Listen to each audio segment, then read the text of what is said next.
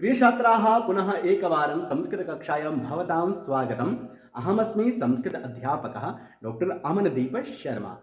आज हम क्या पढ़ने वाले हैं अपनी इस कक्षा में? आज हम पढ़ेंगे रुचिरा सप्तम वर्गाय संस्कृत पाठ्य पुस्तकम 7वीं कक्षा के लिए हिमाचल प्रदेश शिक्षा विभाग के द्वारा निर्धारित ये पाठ्यक्रम है, जो कि पूरे भारत में NCERT के द्वारा ही स्वीकृत पाठ्यक्रम है। और संस्कृत को लेकर हमारी है आज ये दूसरी वीडियो। हमने अपनी पहली वीडियो में प्रथमः पाठः सुभाषितानि, ये जो आपको श्लोक दिखाई दे रहे हैं, इन सभी श्लोकों का हमने गायन करना तो सीख लिया है। परंतु आज हम क्या करेंगे? आज हम 1, 2, 3 इन 3 श्लोकों की व्याख्या भी देखेंगे और साथ साथ में गायन भी करेंगे और इसका अन्वय कैसे होता है वो भी सीखेंगे। ये करते हैं अपनी आज की इस वीडियो को प्रारंभ। प्रथमः पाठः सुभाषितानि। बोलिए सुभाषितानि। अच्छा, सु क्या है यहाँ पर? सु उपसर्ग है। क्या है? सु उपसर्ग है। और उसके साथ साथ देखिए आगे क्या है? भाषितानि। भाष धातु से क्या बनता है? भाषितम, भाषिते, भाषितानि। बहुवचन में क्या बन गया?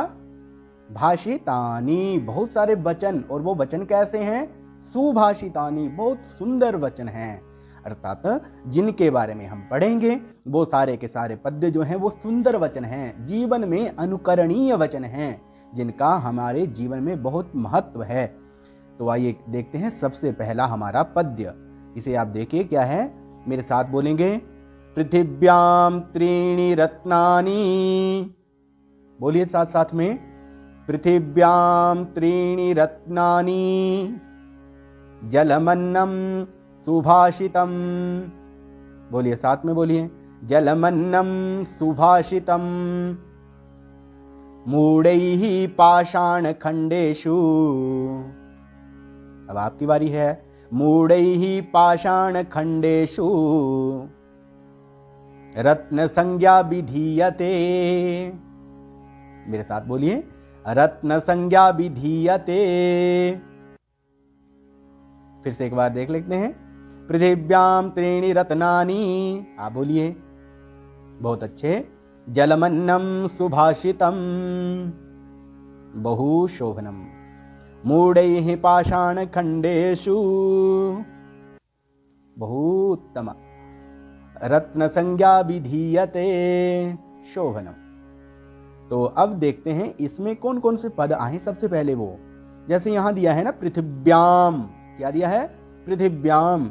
अच्छा, हमें ये पता होना चाहिए ये कि पृथिव्याम का मतलब क्या है। पृथिव्याम पृथ्वी शब्द से ही तो बनता है।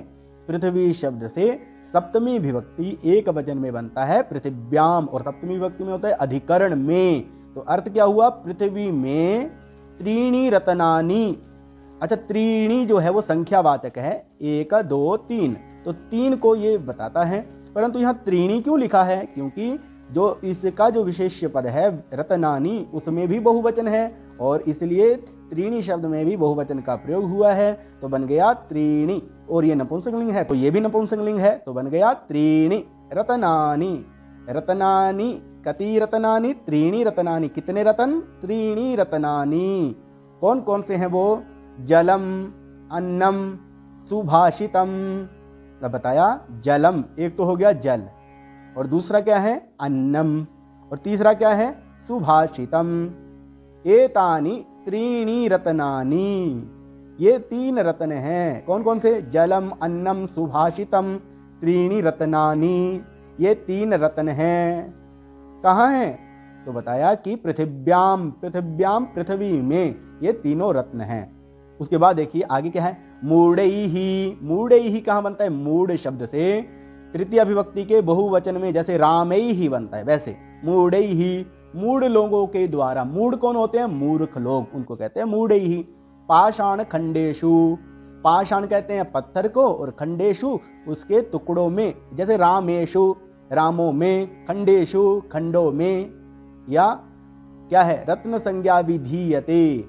रत्न की संज्ञा विधीयते कही जाती है। विधीयते मतलब कही जाती है। क्या कही जाती है? रत्न संज्ञा। का कथ्यते? रत्न संज्ञा। रत्न संज्ञा केषु कथ्यते? पाषाण खंडेषु। केई ही कथ्यते मूढ़े ही कथ्यते, मूढ़ लोगों के द्वारा, अर्थात जो मूढ़ लोग होते हैं, मूर्ख लोग होते हैं, उनके लिए तो जो पत्थर के टुकड़े हैं, हीरे जवाहरात मोती इत्यादि, वो उन्हीं को रत्न कहते हैं। परंतु वास्तविक रत्न कौन कौन से हैं? वास्तविक रत्न हैं जल, अन्न और सुभाषित। सुभाषित मैंने आपको बताया, सुंदर वचन। तो क्यों ये रत्न है? क्योंकि जल नहीं होगा, अन्न नहीं होगा, सुंदर वचन नहीं होंगे तो ये जीवन निरर्थक हो जाएगा, हम जी ही नहीं पाएंगे। हम इनके बिना तो रह सकते हैं, पाषाण के खंडों से हीरा जवाहरात मोती इत्यादि जितने भी हैं उनके बिना तो रह सकते हैं, परंतु जल, अन्न और सुभाषित के बिना नहीं रह सकते। इसलिए क्या कहा? पृथिव्याम त्रीणि रत्नानि, पृथ्वी में 3 ही रत्न हैं। कौन कौन से हैं? जल है, अन्न है और सुंदर वचन है। अब मैं आपके लिए इसका सरलार्थ भी लिखा देता हूं। देखिए, धरती पर 3 ही रत्न हैं, नंबर 1 जल, नंबर 2 अन्न तथा नंबर 3 कवियों के सुंदर वचन। मूर्खों के द्वारा ही पत्थर के टुकड़ों में रत्न का नाम किया जाता है। तो आपने ये श्लोक तो समझ लिया। अब देखते हैं हमारा अगला श्लोक क्या है। सत्येन धार्यते पृथ्वी, सत्येन तपते रविः, सत्येन वाति वायुश्च, सर्वं सत्ये प्रतिष्ठितम्।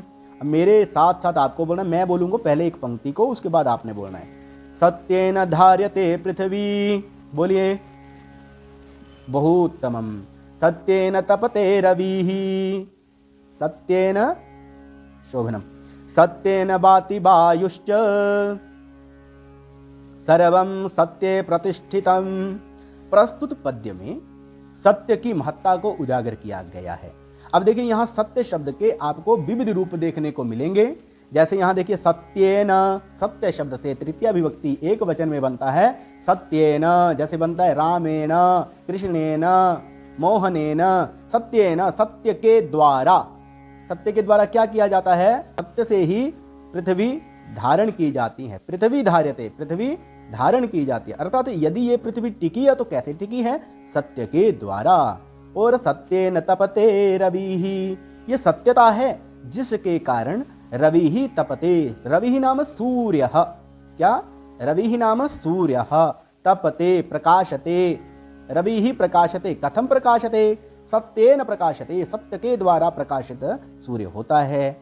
और क्या कहा? सत्येन वाति वायुश्च, और ये जो वायु है, वायुश्च, और क्या कहा? वायु, वायु बाती, कथम बाती? वायु बहती है, वायु बाती, वायु बहती है। कैसे बहती है? सत्येन, सत्य के द्वारा। सत्येन वाति वायुश्च, सत्य के द्वारा ही वायु बहती है। इसलिए क्या कहा? सर्वं सत्ये प्रतिष्ठितम्, इसलिए सब कुछ जो भी संसार में हो रहा है वो सब कुछ सत्ये, सत्य में।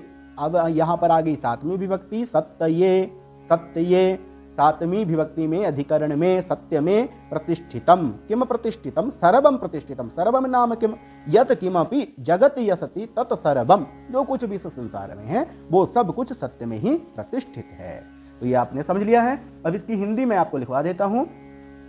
सत्य के द्वारा धरती को धारण किया जाता है, सत्य के बल से ही सूर्य प्रकाशित होता है, वायु भी सत्य से ही बहती है। इस प्रकार सब कुछ सत्य पर ही स्थित है। अब देखिए, जल्दी से अगले श्लोक को देख लेते हैं।